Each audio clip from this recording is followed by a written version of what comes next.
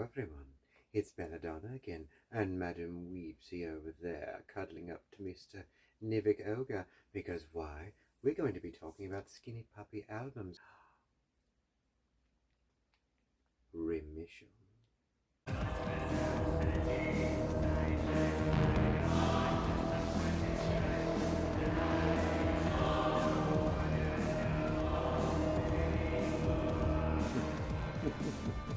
Alright, so Remission is the first official Skinny Puppy release. Before that we had the Back and Forth album of sorts, or the demo that they put together, but I do not have one of those. I cannot find one of them. I probably couldn't afford it if I could. So this is an original copy of Remission, in so that this is actually one of the earlier releases. They only had 6 tracks on the record. So if you were to look in the back, you will see there are only 6 tracks. Later releases would add different songs, and we're going to cover all of those songs.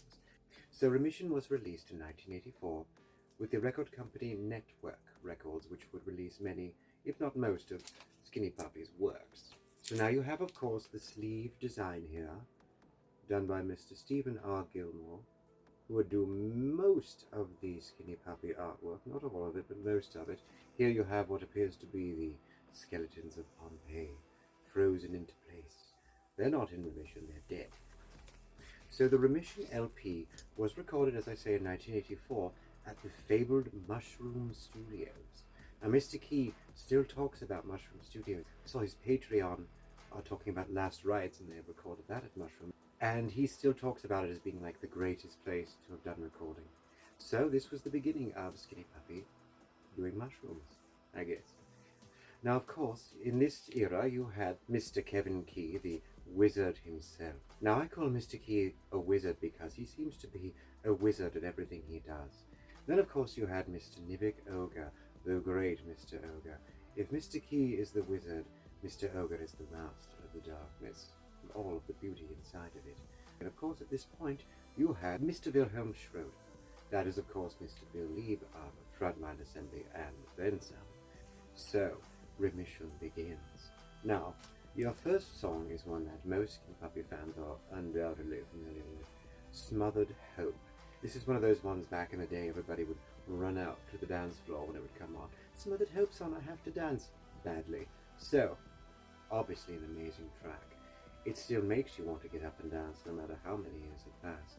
There is the wonderful old school video where you see Mr. Key up there playing. You have all of this grainy concert footage, and Mr. Ogre with his very big 80s hair with that skull that he keeps playing with. In the end he smashes into his own skull. That's pretty awesome stuff. So Smothered Hope is a highly danceable, wonderful song. Everyone knows it, everyone loves it. I personally think it's a phenomenal tune. I can hear that to this day and be instantly drawn back into the past. Smothered Hope, of course, has samplers in it like so many Skinny Puppy songs do. I believe the main one that I can think of is Shadow of a Doubt, I believe it's from about 1943. The next track on this release is Glass Houses. I think Glass Houses goes instantly from Smothered Hope, the danceable, kind of quick-moving type of music, great groove to it, as you have that sample of the, what is it? The sweetness of their characters live on with us forever. Shadow of a Doubt. And we have a song that is very driving and dark now. And the song changes into something very different.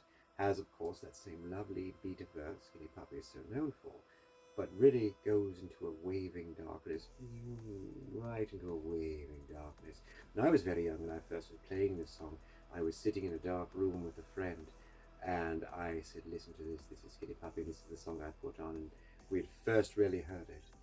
And it says, sit in darkness, understand, what I am is what I am.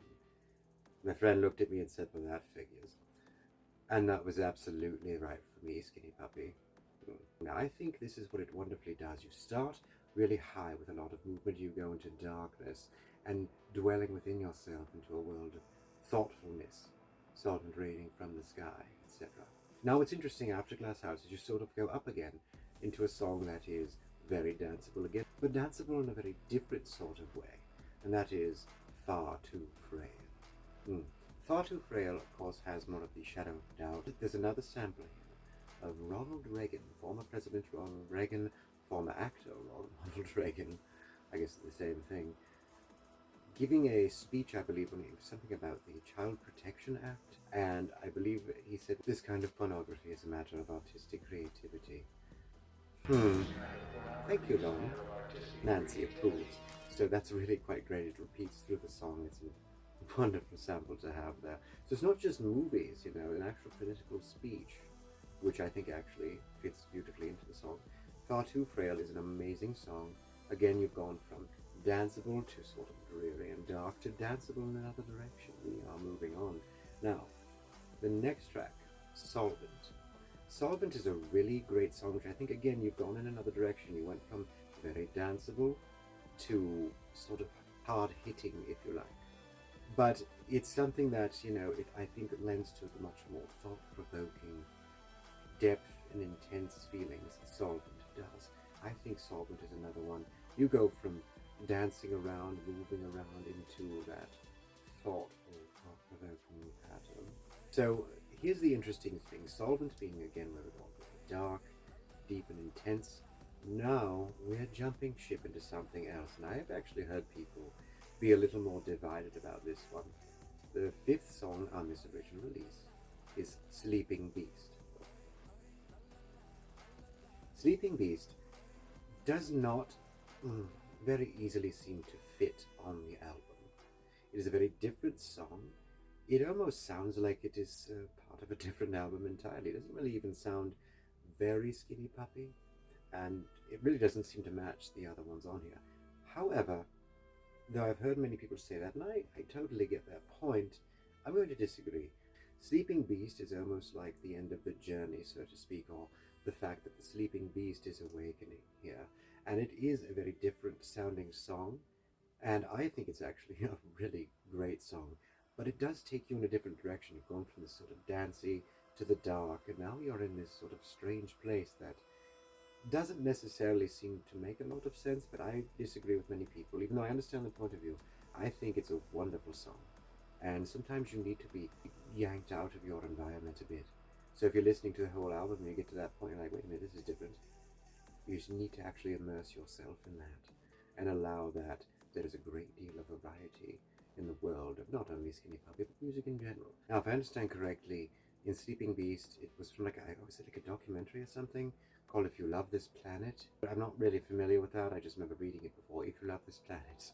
So I think that's what it is. I'm not really familiar with it. If anyone knows, please let me know. Now, in this 6-song release, there is the final track. It's almost a sort of bizarre sonic journey. It is Brap. Now, we all know, as Skinny Puppy fans, what brapping is. I don't need to explain that to you. Brap on Indeed, though. I have played this track, I think, more repetitiously than I have any other in their entire career, and that's saying a lot. I love the sound of Brap. When I first heard this, when I was just a child, I didn't know at the time what the samples were from. I was very young, and I would hear the sounds of the screaming, and of course, you cannot hurt me, you fool! I'm not one of you! Those shrieks that the character from that film makes with this woman, I still adore. I don't know, that's sick. I love it. And then, of course, the screaming of Dracula in Blood for Dracula, aka Andy Warhol's Dracula. Great movie if you've not seen that. So you have the sampling from that particular film. It still gives me the goosebumps and the chills. I absolutely love the sound of Brap. Short, sweet, very sweet. But Brap rounds out this entire release beautifully, as it would the subsequent releases, with the other songs which I shall cover for you just now. But Brap on, everybody. Scream your bloody lungs out. You cannot hurt me, you fool. I'm not one of you. Alright, so on subsequent releases, the additional songs. Now, one of the first additional songs is Incision. I can remember as a child I would write the stories in school. Imagine all the trouble I got into for the crap that I wrote. And often the Skinny Puppy works would inspire them as well as other music. And there was the line, Future Shock, Incision. is just a beautiful piece of poetry that nailed me in the skull as a child, and I guess still does now. So Incision, I think, is not, like I say, you can dance to all of their music, but I think we're more in this dark and contemplative way of music right now. So you have Future Shock, Incision. Not only with the darkness, do I think with Incision, you're starting to get a lot more of Mr. Ogre's stream of consciousness, beauty, and poetry.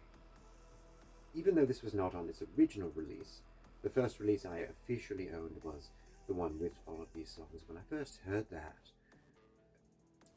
it's like they were doing something to my brain, and I started to really get further into Skinny Puppy as a young individual.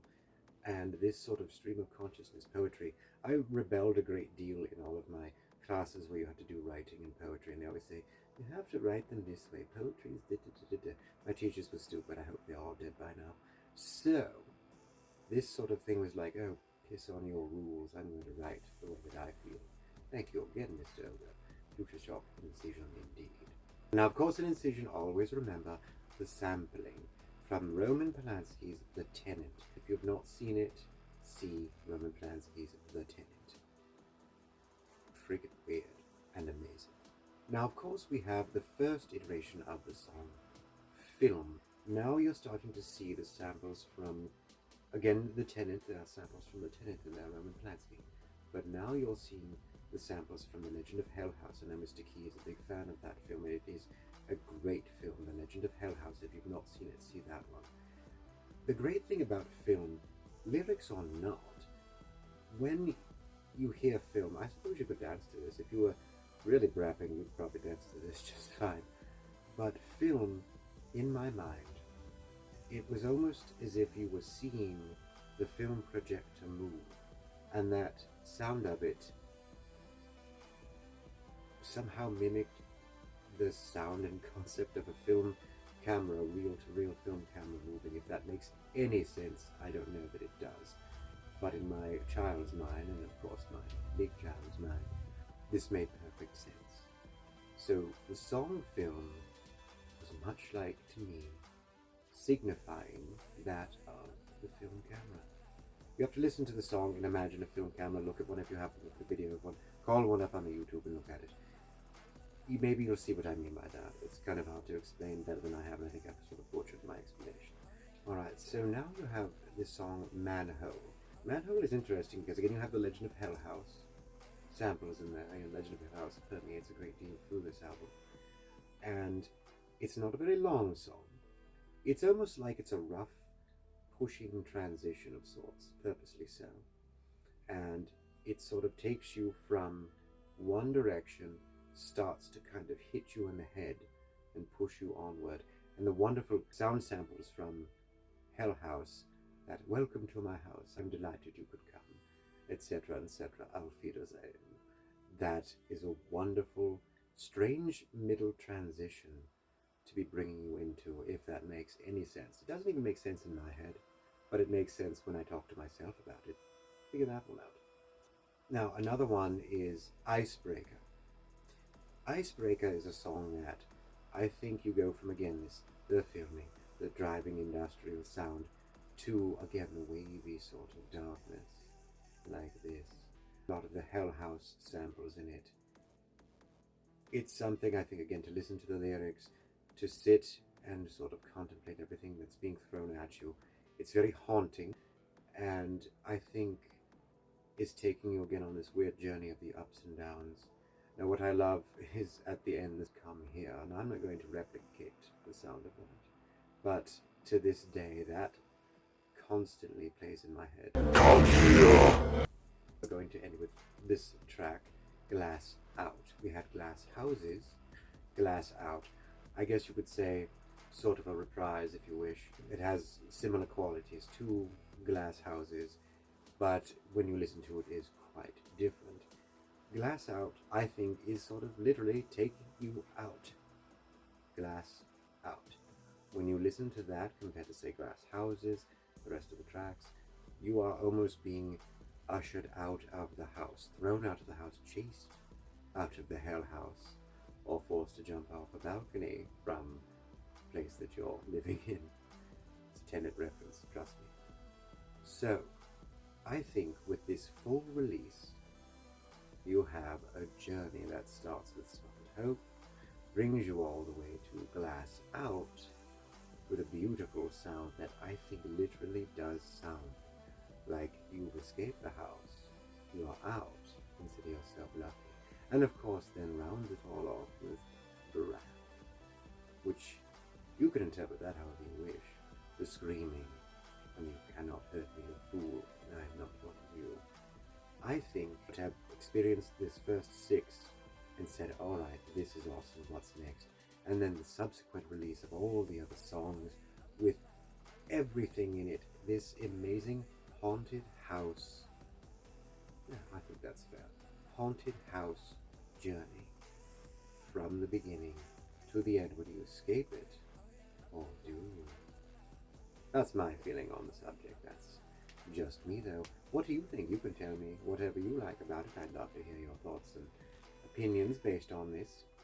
When they went back to release it with these other tracks, you're getting a whole new experience than you would have gotten with just the 6 songs. And I think here you're getting a very disorienting and dark journey, which may be very much like the journey of Hell House or The Tenant. They're not similar stories, but they're not as different as you might think, and they're both very disturbing and sort of get inside of you and rip the crap out of you. But you're getting a very thorough, haunted, dark horror story that is being told to you through sound and music and lyrics, and yet is left open to your interpretation. As a child, in my mind's eye, I saw so many different things from the music, and I see different things now as a sort of adult, and you may see different things entirely. I love the ambiguity, and I love the fact that they let us think for ourselves when they take us on this dark journey. Remission is the official public beginning of Skinny Puppy, after they'd already done the back and forth. And of course, there are a lot of interesting things about it, fascinating and amazing. Many people still love it as their favorite. Many people who did not start here might not see it the same way, and they will come to love it if they do. Share your thoughts with me. Remember, there's a lot of groundbreaking things here. Nettwerk was beginning, Skinny Puppy was beginning. If I'm not mistaken, I believe this album was the first use of the TR-909 drum machine. I'm not a techie, I'm not certain, but I believe I remember reading that. So this is groundbreaking in a lot. It's still much more synth poppy than a lot of their later works will be. So I think it's very accessible, but it's beautiful no matter what. Even if you love your Two Dark Parks, no matter what you love, this is the greatest of industrial, synth pop, gothic, whatever, post-punk, call it what you like. This is the beginning of the amazingness that would last roundabouts of 40-some years. Pretty awesome. Thank you for joining me and talking about Remission. I'd say thank you to Madam Weeps, but she's just sitting there.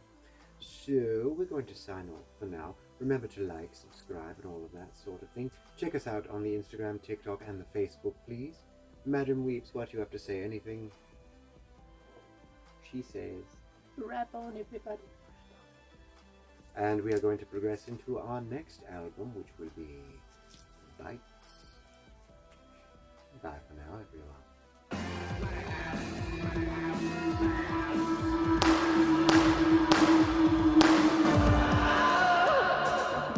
The world's a hell. What does it matter what happens in it?